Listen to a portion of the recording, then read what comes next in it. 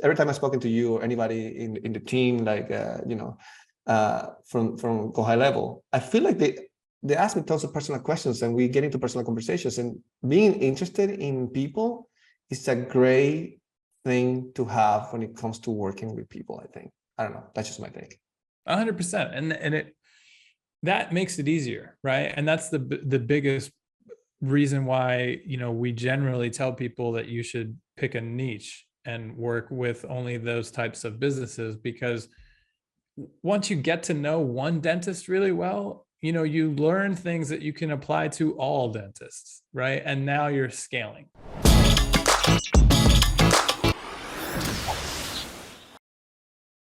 Hi, everyone, and welcome to another episode of the High Level Spotlight Sessions, where we showcase awesome marketers doing awesome marketing. Today, I am joined once again by a good friend, William Villalobos of thefutures.io. He's founder, CEO of The Futures. If you didn't check out his first spotlight, you should go check that out. William, welcome back to the show. Thanks, James. It's really good to see you again. And yeah, hopefully we'll have a good combo today. William and The Futures have supported tons of high levelers, hundreds, maybe thousands at this point, with graphic work. The Futures started out as a on-demand type of graphic service, but has kind of recently evolved. So I'm excited to talk to you guys about your new offering, which is helping people with content production, which is a need that, I think we all kind of have, right? And so talk to me about how this came to be. Was this a big pivot? Was this a natural evolution? Yeah, so I mean, to be honest, it's been basically the same thing. The one thing that has changed is that as we evolve, and I think every company evolves to a certain degree based on what customers ask for. One of the things that we focus a lot on is companies that now, when we helped them at the beginning, they just needed to, get started, get their website done, their logos and whatever. But now as we evolve and they evolve, there is a need to produce content on a recurrent basis in a way that is cohesive, continuous, progressive, and it reflects not only material and work that needs to be worked on for their customers, but also work that needs to be produced for themselves in order to promote their services, their SaaS, their whatever it is. So when we first started out, this was a couple of more than 3 years ago, but we started out by doing graphics only. Then we evolved into video.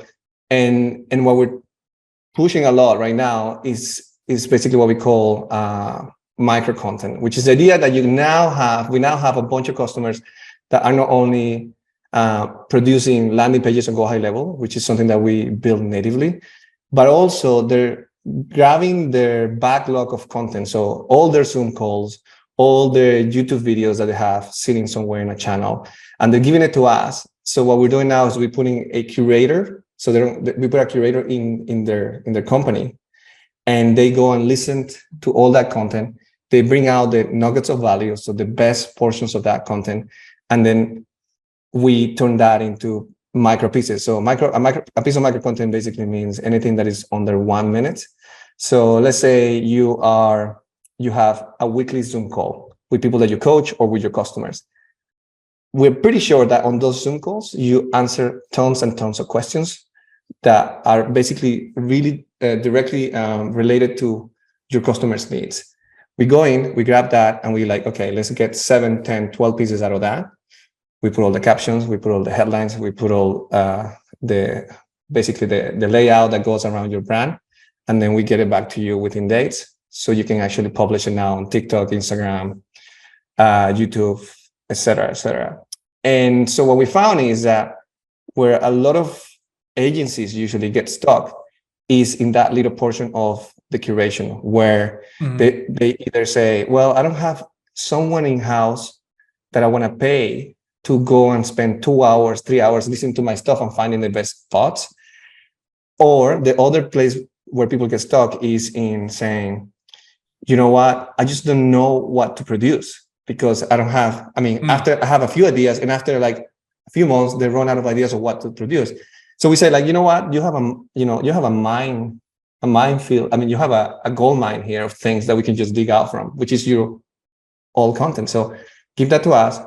And by default, you just it's completely done for you. So you give it to us, we give it back to you, and all you have to do is distribute it, publish it, etc., etc. So that is basically, we're doing the same. We're producing graphics, we're producing video, except that now it's being shaped in a way that it makes it easier on the agency owner that already has clients and a recurring need for content to get their sales and their work done without babysitting a designer or babysitting a creative team, if that makes sense.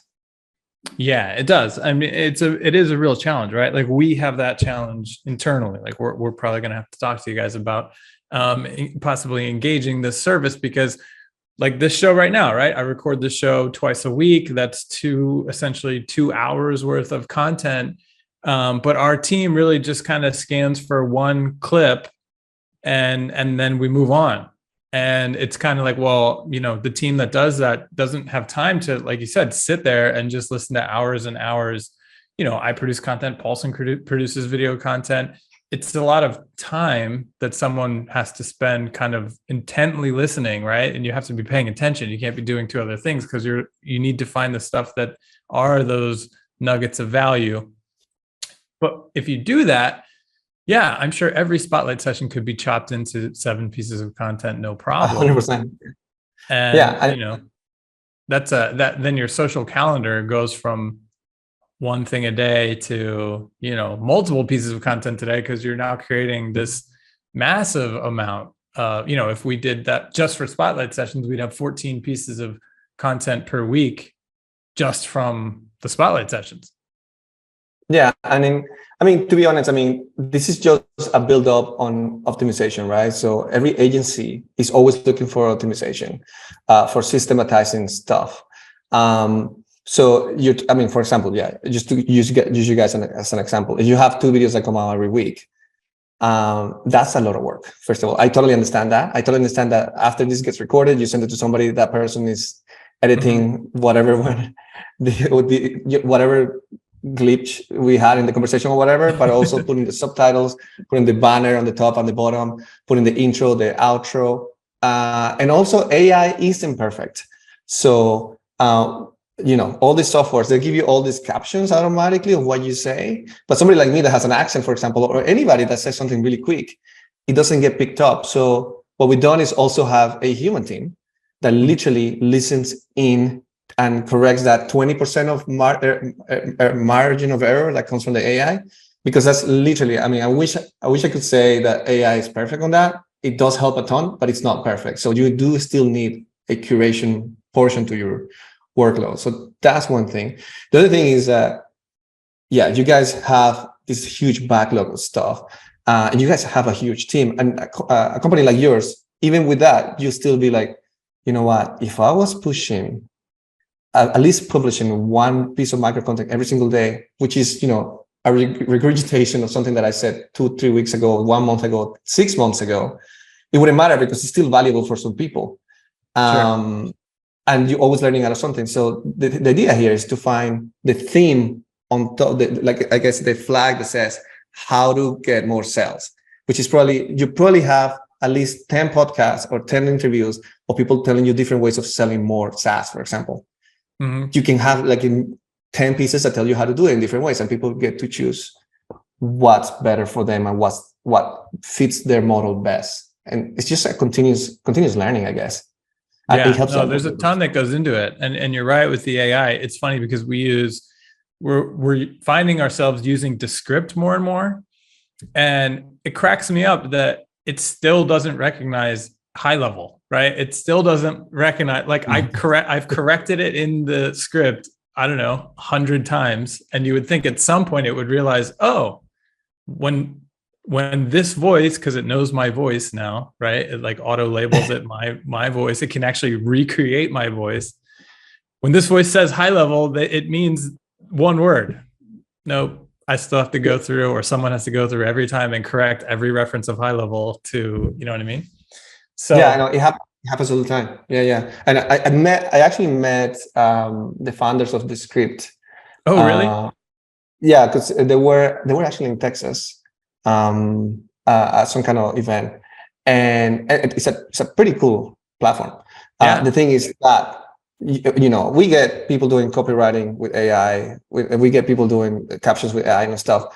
The fact of the matter is, and even the software that people use to do video editing, it does have AI included in it. So the fact of the matter is that in the foreseeable future, for the next 3-5 years, you still need human ears to listen in and do that.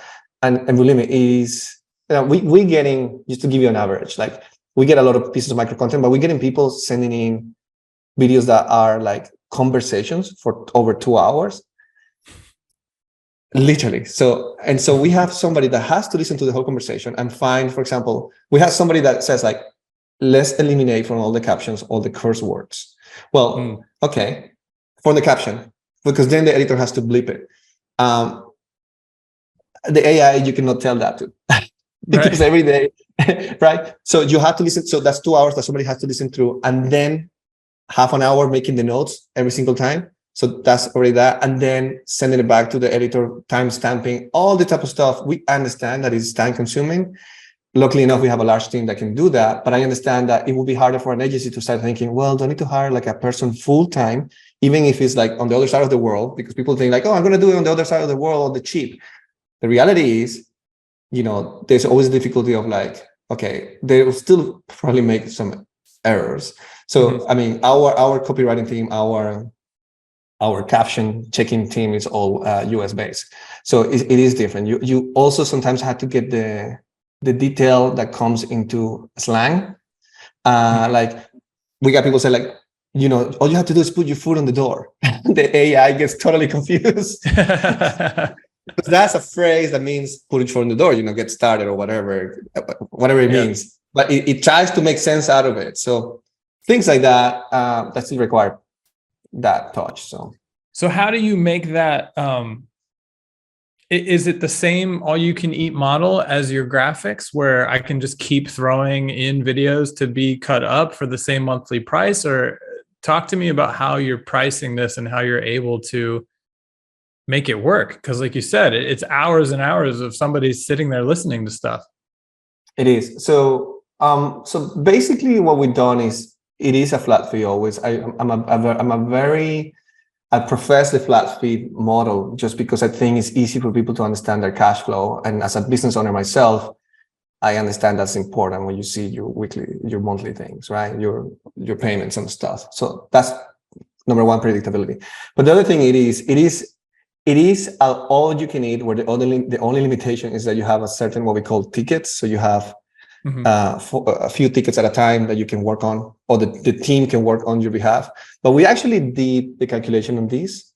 In order for you to produce what the features can produce for you, it will cost you around $17,400 and something a month if you were to do it with the exact same theme on your own.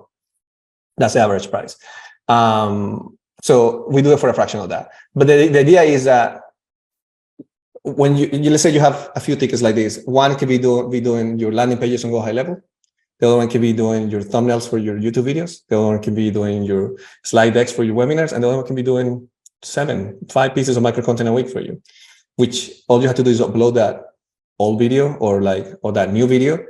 And then we just piece it, dice it, slice it, all this type of stuff.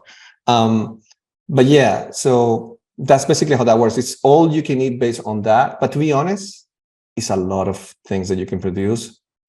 So we find that some people don't even have the capacity to keep us as busy as they would like to. And I think that's when we ourselves are right now working even on producing content to basically tell people or teach people a little bit of how to think about strategizing their content. Everyone knows that content is important.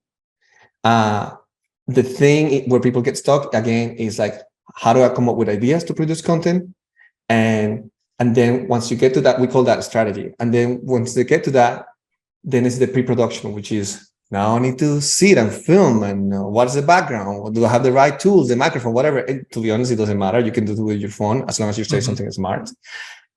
And then comes the curation. That's when you need somebody to help you, or if you're doing it yourself. I mean, if you're a business owner, if you're running an agency, you have a bunch of clients, if you're making, I don't know, 10, 20, 30, 40K a month, you shouldn't be doing these things yourself. You should have a team helping you do that, right? And then after that is the tedious work, which is editing, designing, putting things together. So, and then the last one, which I always say, you can have anyone that is part-time in your team doing it, which is distribution, which is now you need to put it on all the platforms. So those pillars, I find that the beginning of them, the strategy part, is where a lot of people get stuck, and hopefully that content that we produce will help with that. Yeah. I mean, well, let's help some people out. I think you're 100% right? Like it doesn't even have to be video. Like if you've seen the type of micro content that they produce, like imagine when you're scrolling through your feed and you see like Gary Vaynerchuk clip or, somebody of that caliber, right? Where it's like, oftentimes there's like a wave animation to the voice and like a timer thingy going across the bottom. And there's like a banner and a footer graphic or whatever. Oftentimes it's not even video. It's just somebody's voice, right? That has like an animation. So like, you could just literally sit there and open up voice memo and talk about stuff and then send that to you guys. And the end result would be a really visually pleasing piece of content, right? Yeah, we actually call those audiograms. So the audiogram is actually a quite simple hack for people that don't like to be on camera or have a hard time doing that. You can literally have a document, a Microsoft Word document of like 20 tips that your audience really resonates with, and read them all off, like record it on your microphone and go like, okay, these are the 3 things that you need to know about this, and that. And then have a graphic that has a picture of you or whatever, and that says 3 tips to increase your sales. Let's say that. And then we have that graphic, that's the graphic design part. And then we add the waves to it, but it gives it a sense of this is a real voice with a real tone of personality and authenticity to it. So next time people see you speaking or at a gig or meet you in person, they're used to that tone, because at the end of the day, I know that a lot of people want to automate their businesses and hide it behind a spreadsheet, but people buy from people. So, and if your voice is out there somewhere or another or stuff, I mean, yeah, they will buy because they like the authority that you bring to the thing. At the end of the day, a lot of people, you will have competition. You will have people that do the same thing in your agency that other people, a lot of people do SEO. A lot of people do landing pages and stuff. But you will get clients based on you a lot of the times, or based on your team, or based on reputation and all this type of stuff. So it comes down 100%. To that. I'm not professing that people should do like a huge personal brand and become influencers, because I know that can become overwhelming to a lot of people. But whether it's you or somebody in your team that is a bit outspoken, just if you look at an example, if you look at our website, if you look at the picture of the guy that is on the above the fold on that area, that's a real guy that works for us. He manages accounts, and he's a real guy, and he's in our banners and stuff. And we just happened to stumble one day onto his personal Instagram, and we noticed that on his own time he was producing fan content like memes and stuff. So we're like, you know what? You're funny. So it's like, you're extroverted, you're charismatic. Let's talk. So he started recording once a week for us, like 4 hours a day. And what he does is he has a green backdrop, and we send him ideas, and he records that idea, and they're very funny. So if you go to our Instagram, I think it's Design the Futures in Instagram, you'll see that it's filled with memes from this guy that's also on our website, and it's like, almost like parodies, right? And the whole idea is that he's imitating a marketer that suffers on the daily basis to produce content, because we're trying to be lighthearted about the fact that sometimes it cannot be that easy to produce content, or people get stuck. And what we found is that actually started getting a lot of views in some of those, and we'll push some of those as ads. So I always tell people that you can actually test your own organic content and turn it into ads, because if they resonate with people, that people laugh, they heart it, they like it, or they have a lot of views, that means it has a high potential to be something that you can use to advertise or be a scroll stopper for something that you're selling when you push an ad on YouTube or Facebook or whatever. That's funny. I'm looking at the Instagram page right now, and I can tell this guy's funny without even watching one of the clips yet. You mentioned something else that I thought was a really good tip when you said, even if it's, something that you recorded a year ago, it's still going to be valuable. And I think that's something that I've learned here at High Level. Sean and I have been giving the same webinars over and over for 3 years now. But every time we do it, you still see people's eyes light up like they'd never heard of automation before, and literally, I have been telling people you should automate response to every new lead for 3 years. But every time I give the same talk, it's new, fresh. People have never heard it. It's a novel idea. And so I think a lot of people overthink it. And, if I were going to go build a personal brand right now or start a business right now, I would look at, okay, what are the things that my customers get wrong all the time? And I might even theme it. It's like, okay, every Monday I talk about lead automation. Every Tuesday I talk about, missed call text backs, and how, every Wednesday I talk about whatever. And I would just keep doing it because every week, right? The odds that, only X% of your audience sees a piece of content anyway, right? So, a lot of people are like, oh, well, I talked about that last month. And it's like, yeah, but 85% of your audience didn't even see the content, and let alone did it resonate with them. And, going back to Gary Vaynerchuk, I think he's a great example. He's been saying the same things for 10 years, right? But he continues to do it over and over and over again. And that's the whole thing. He's like, I'm going to keep saying these same things until you stop listening to me and you actually go execute on them. Right. So I think that's a great tip, is that, don't think that because you said it once or that it's a year old, that it's not valuable content, because you'd be shocked at how often you can repeat yourself. That's interesting that you say that. There's a couple things that you made me think of. Yeah. For once, I think a lot of the times marketing is teaching. Marketing is showing, displaying, showcasing. Marketing, I think, is something, there's different approaches to it, right? I think selling is saying, get this, get that. Marketing sometimes is showing you ways to achieve things. So if you compare that to, I don't know, when you went to school, university, high school, whatever it is, professors and teachers, they say the same thing every single semester, every 4 months. They get a new batch of people and they say the same story. Maybe they change the tone a little bit or they shape it, but still they've been doing that for years and years and decades. So it's a bit of the same, because they know they're getting a new group of students. So it's the same. If you want to get a new group of clients, you keep on telling the same story. Now, with the power of video and being able to publish it online, now this is evergreen. But you're right. Even if you and Sean and whoever in High Level is, or anybody as an agency owner is producing content and they repeat it again, it's still okay, because maybe the title and the thumbnail and the stuff may resonate, is slightly different and resonates with the new generation in a different way or better. And also, you made me think of something like, I think recently I was searching for a specific marketer just because I was curious about what they had to say, what she had to say about marketing in general, because I'm an eternal student of marketers. Marketing for me is so interesting. So I was like trying to search for her, and I Googled her name. Funny enough, I think number 3 interview I found or something was with you. And I was like, oh, really? I had no idea that Chase interviewed this person like in 2018, 17, I don't know, 19 maybe. And that was so young. And then you didn't have this slick setup that you have right now. You were probably with a different wall, different haircut slightly, you didn't have the swag. It's so interesting to see. And I watched the whole video.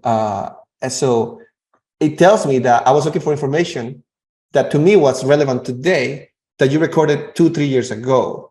And it was still relevant for me to watch it. And being, of course, I use High Level myself, but if I wasn't, and I was looking for that, it could make the connection for me to purchase, even if it was 3 years old, because it still gives me relevant information for what I need today.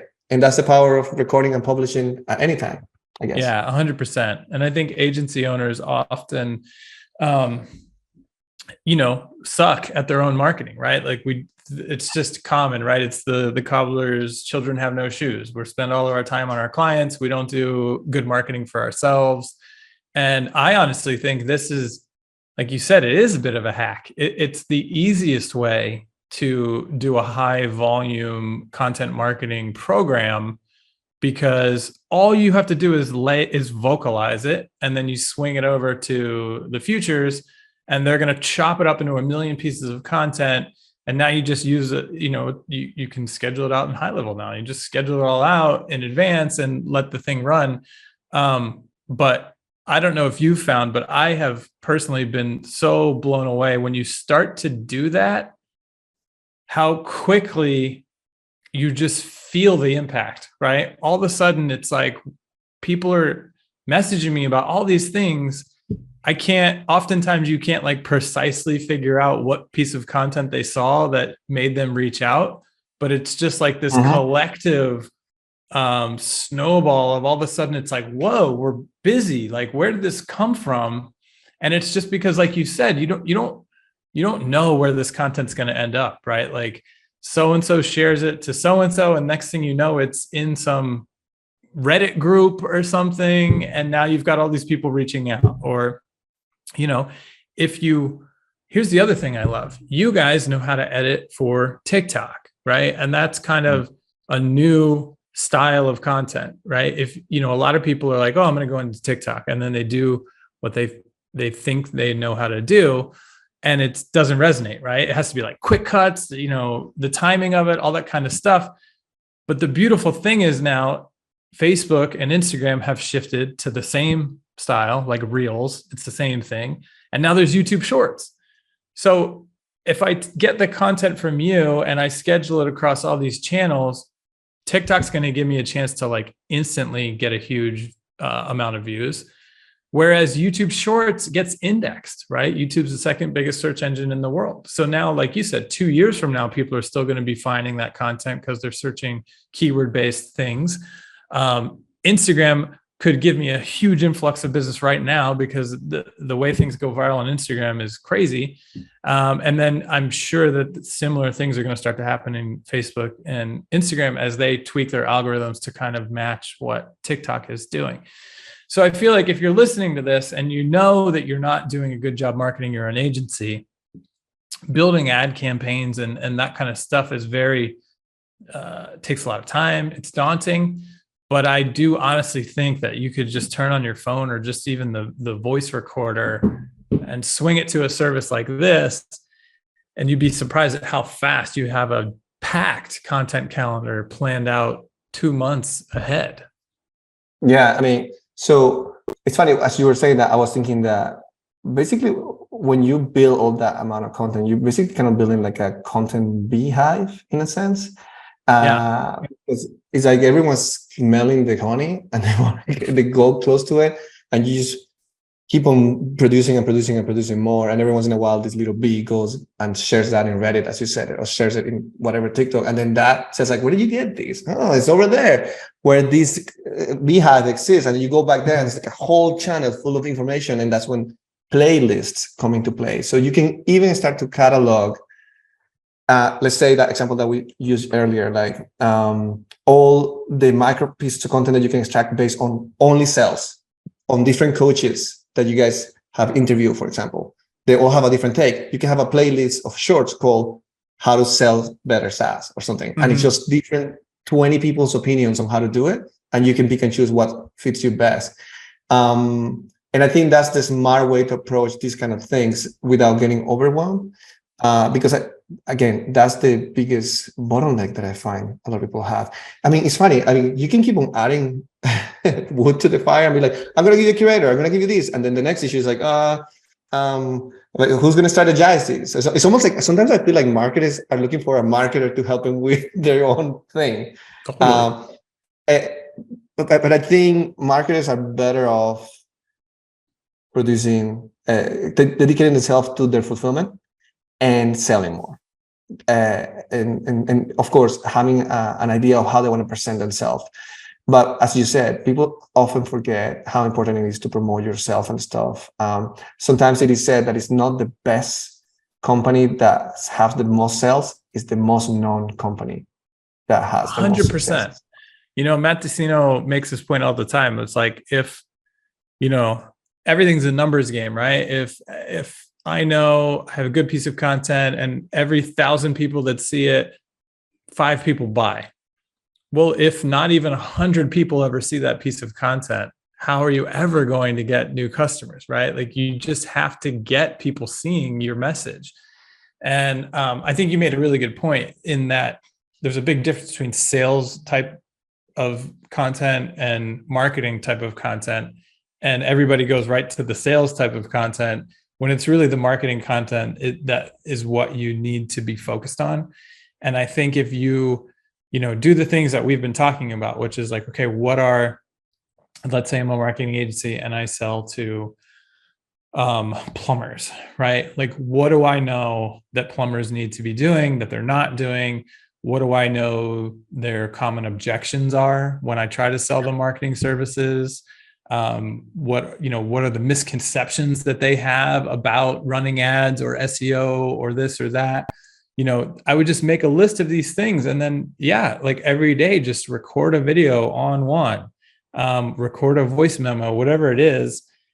You create a mountain of content so fast. And like you said, I think a beehive is a great example or a great metaphor, because beehives, there's so much activity just swarming, and that's what it feels like when you start to put out a ton of content. You just feel, you're like, I don't know which bee it was, but it's like you can just feel this collective cloud of activity around your brand.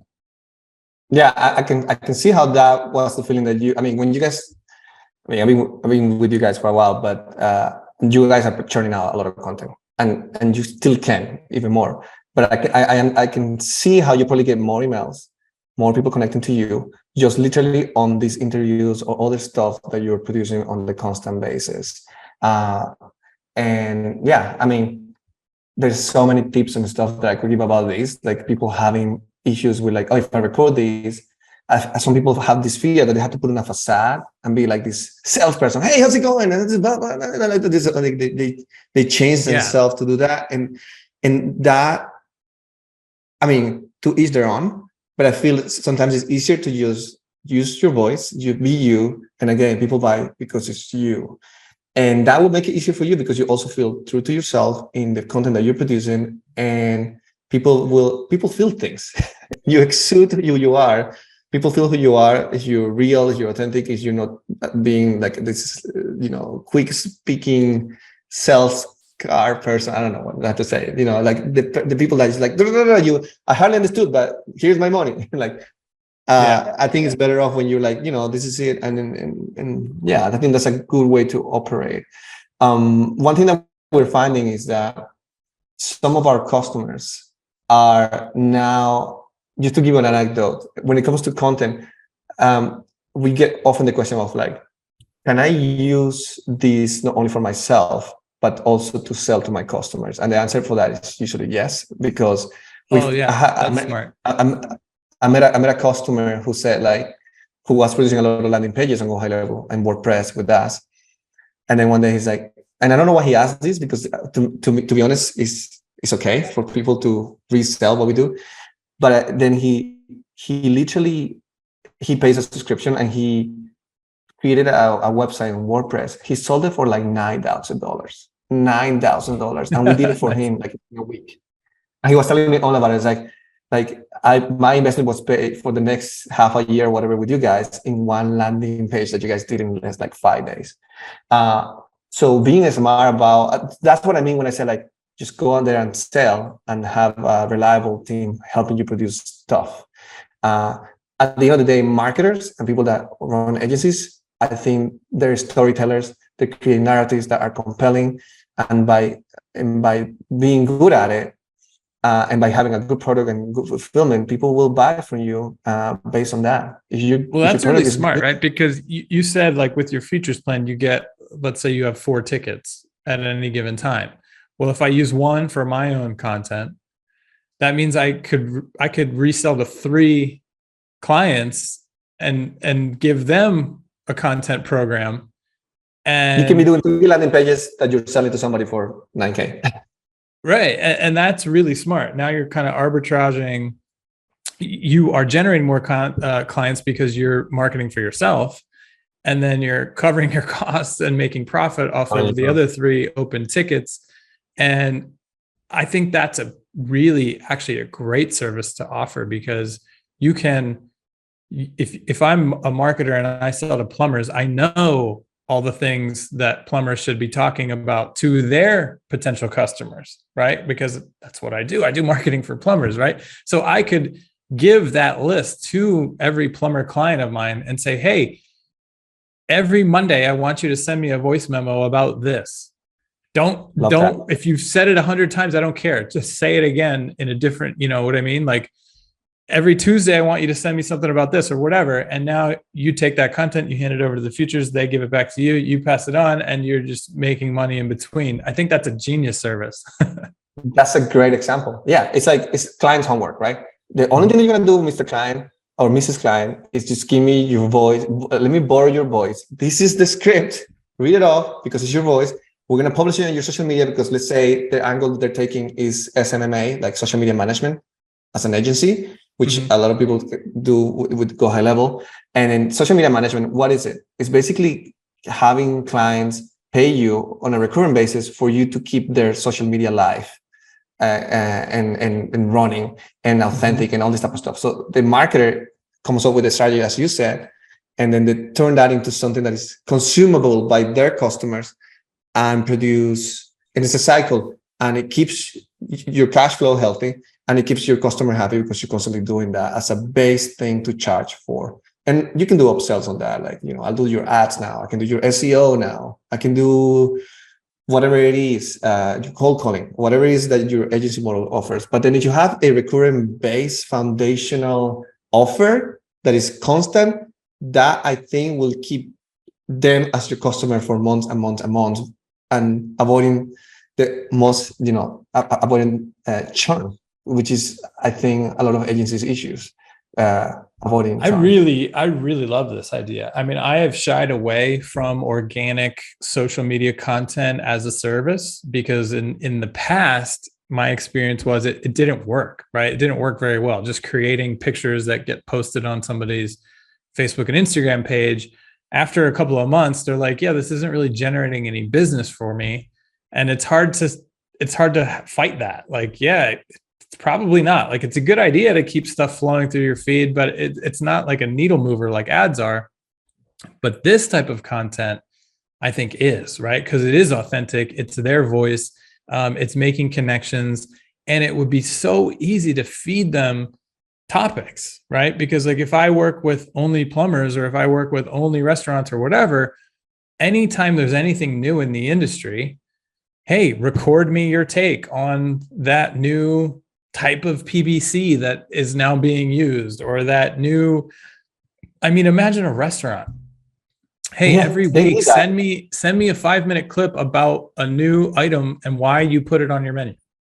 Oh, well, that one is actually my grandma's recipe. You know, she's from Italy. And, you know, I remember being a kid eating that, and now you're crying. And now all of a sudden you've got a line outside of your restaurant because of this great story that you told that got chopped up into some nice micro content.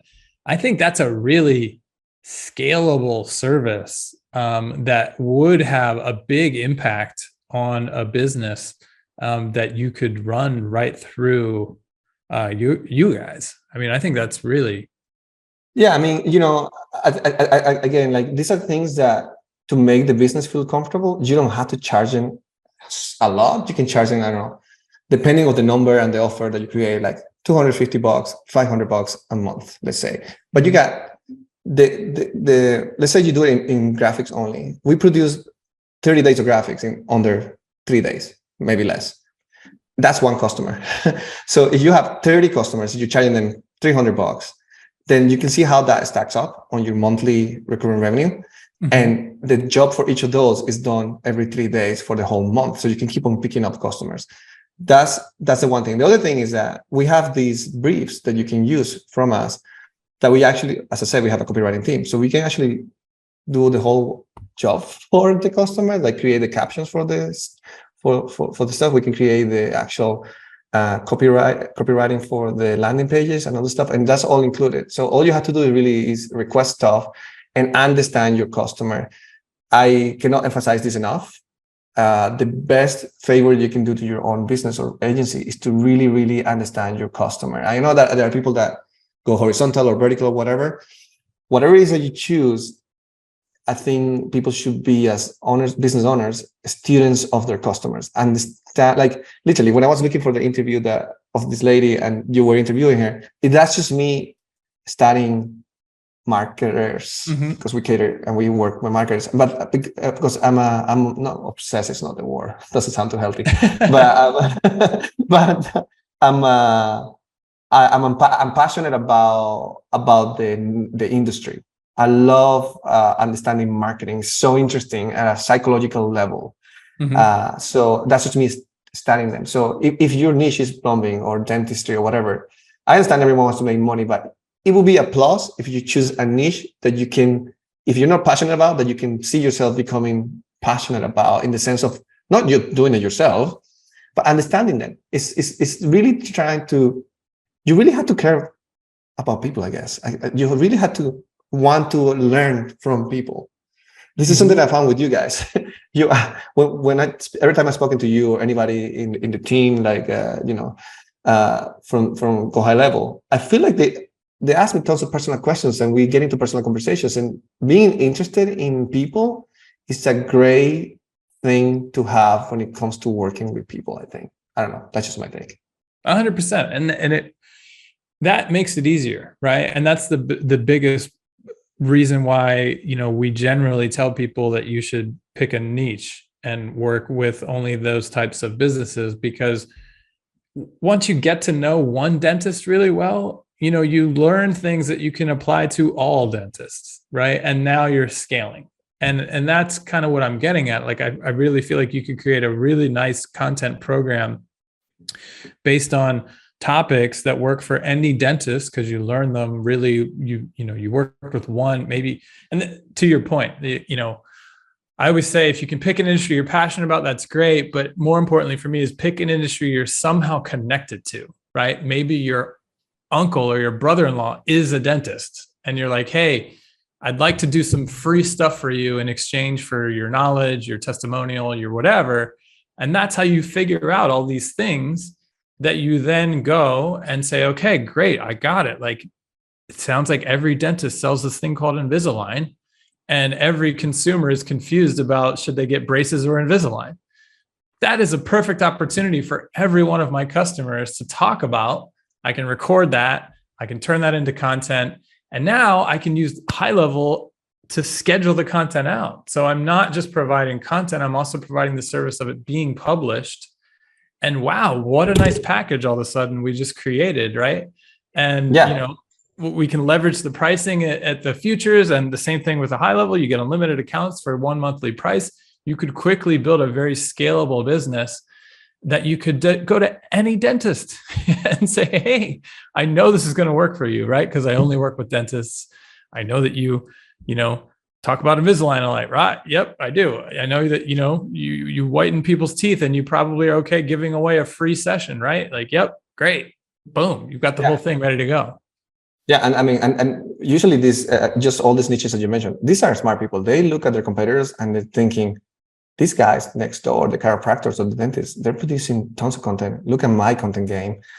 There's a certain pressure. When you're trying to sell these kind of things, you're like, well, I mean, I found these 5 competitors of yours. These are all like in a 3-mile radius from you. They look at every day they're posting, or every 2 days, look at these guys, they're doing this. How about you? Let me help you with that. That's an easy sell. And by the way, I'm not gonna I don't want to break your bank. Like, it's not gonna be, this is less than it will cost you to bring people in. And then once they're happy with that stuff, then you can upsell to things that help them get the ROI. Because I understand this whole thing of like, people, after you're posting on their behalf, they're like, well, I don't see the ROI on that. You just put in pretty pictures for me. It's like, I understand that there's a hard sell sometimes on that. So therefore, I always say that pricing doesn't have to be like oblivious to something, something doesn't have to be too costly. But then you can upsell to other stuff, like constantly creating offers for them, publishing their websites that they can make in WordPress through High Level and stuff, doing the lead generation, doing the SEO and all this type of stuff. So There is a lot here. And also one thing that I find is like this is just because I work with a lot of marketers. The most successful agencies I see out there that we work with are the ones that truly understand that their customer needs can be fulfilled with 3 or 4 features with high level, for example, not the 90 features that they can probably use from it. They say like, we're going to use GMC, not GMC, we're going to use this, we're going to use this and that. That's my offer. It's like, it's about creating an offer out of this whole robust machine called GHL, instead of like overwhelming yourself trying to use every single feature that gets launched every single week, if that makes sense. 100%. And one other thing that you made me think of is it's so much easier to sell a package around like, oh yeah, every day we'll post a picture. It's like a stock image of a plumber and some words or whatever, versus, oh, we're going to post content that is your voice or your video, but in a professional setting, right? Like people are vain. Like we love to see and hear ourselves. And when you guys put the treatment that you do on a video clip, it all of a sudden looks very professional, right? And you look like an authority.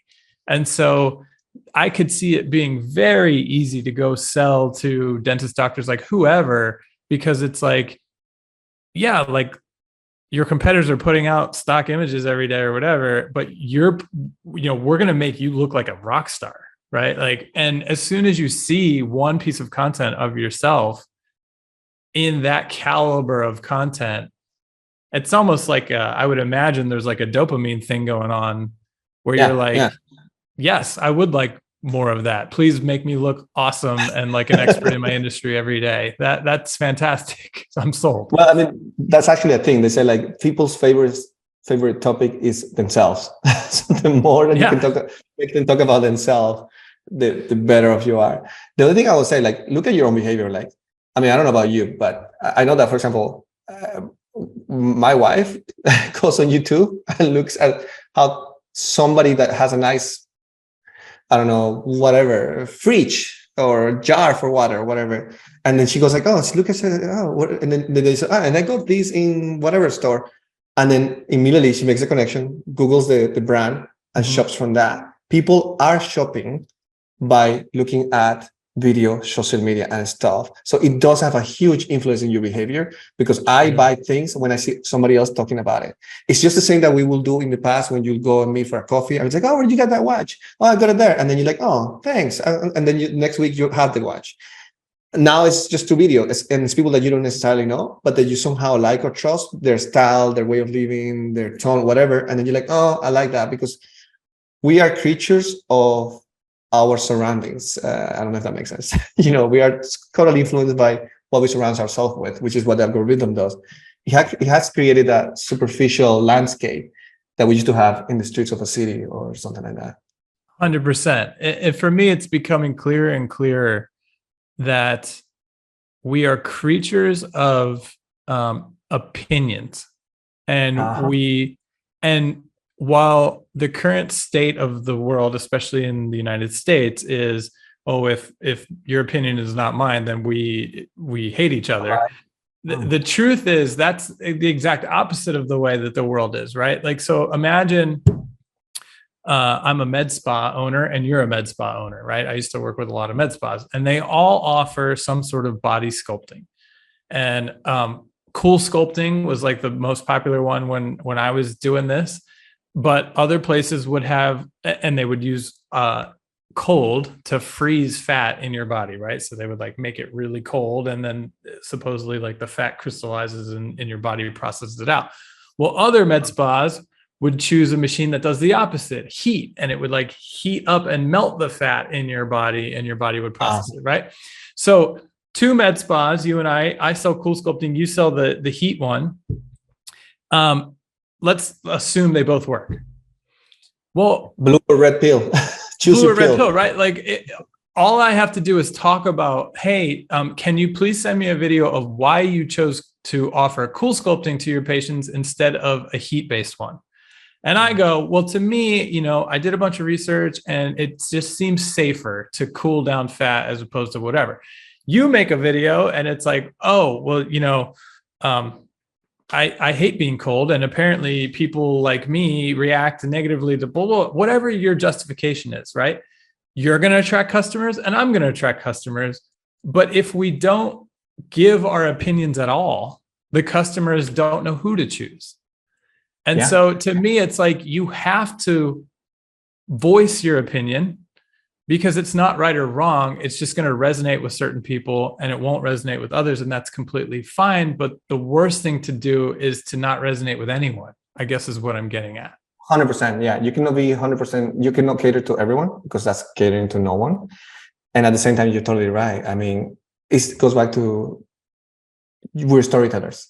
Marketers are storytellers. You tell your story. That's what makes you you. That's what makes your agency.